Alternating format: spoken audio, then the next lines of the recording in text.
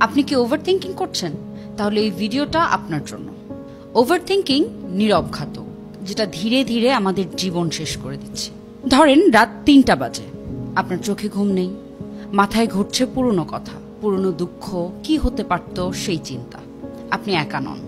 আজকের প্রজন্মের সবচেয়ে বড় মানসিক শত্রু ওভারথিংকিং। এই ভিডিওতে আমরা জানব কেন ওভারথিংকিং হয়, এটা কিভাবে ধ্বংস করছে আমাদের আত্মবিশ্বাস এবং কিভাবে আমরা বেরিয়ে আসতে পারি এই মানসিক জাল থেকে।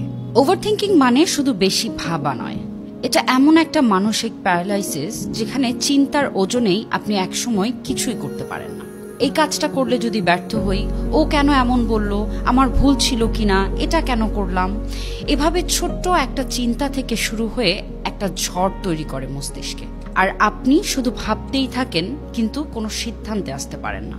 এই প্রবণতার মূল কারণ লো সেলফ এস্টিম, অতীতের ব্যর্থতা, ভবিষ্যতের ভয় এবং অতিরিক্ত সোশ্যাল মিডিয়া কম্প্যারিজন।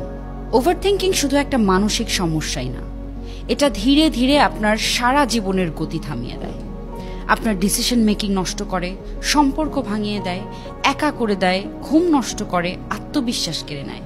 এমনকি স্টাডি বলছে ওভারথিংকিং দীর্ঘ সময় ধরে চললে ডিপ্রেশন এবং এনজাইটির সম্ভাবনা কয়েক গুণ বেড়ে যায়। ওভারথিংকিং থেকে বেরোনোর জন্য কি কি করতে পারি আমরা? আপনি চাইলে ওভারথিংকিং থেকে ধীরে ধীরে মুক্তি পেতে পারেন। এর জন্য দরকার সচেতনতা এবং ছোট ছোট অভ্যাস পরিবর্তন। যেমন মস্তিষ্ককে টাইম লিমিট দিন।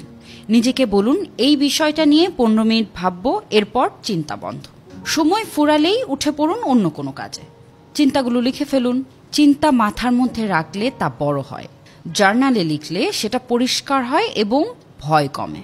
নিজের মনকে ব্যস্ত রাখুন, যেরকম হাঁটা, বই পড়া, মেডিটেশন, নতুন কিছু শেখা। আপনার ব্রেইনকে অন্যদিকে ব্যস্ত রাখলে ওভারথিংকিংয়ে কম সময় কাটবে। আর সব কিছু যে আমাদের কন্ট্রোলে নেই সেটা মেনে নেয়া। সব প্রশ্নের উত্তর একসাথে পাওয়া যায় না। আপনি পারফেক্ট না, মানুষও না। অ্যাকসেপ্ট করতে শিখুন, লেট গো করতে শিখুন। নিজের মাথার মালিক আপনি, এটা মনে রাখুন। ওভারথিংকিং এক ধরনের নীরব মানসিক বিষ, যেটা ধীরে ধীরে আমাদের ভিতরটা শেষ করে দেয়। কিন্তু আপনার ভেতরেই আছে সেই শক্তি, যেটা দিয়ে আপনি এই চিন্তার শৃঙ্খল ভাঙতে পারেন।